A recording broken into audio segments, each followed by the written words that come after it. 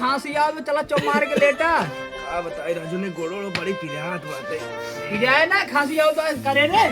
रच के अपने अम्मा कहा था तो रच के नून पानी का पानी गर्म करके बताई। ए माई पानी गरम कर दे। अरे राम तो रच के अपने अम्मा कहा पन्ने गरम कर दे बस उड़ाए तो जा तुम आराम बोले कर। ही पानी गरम करे खाते।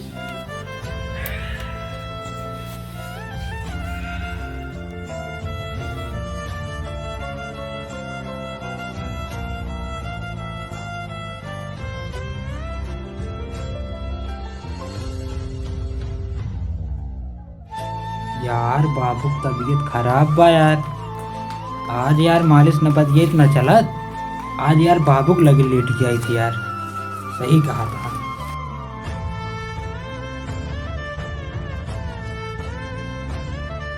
लेकिन ये साला कर क्या रहा है यहाँ पे? आइए देखते हैं बैठचंद मजा आएगा।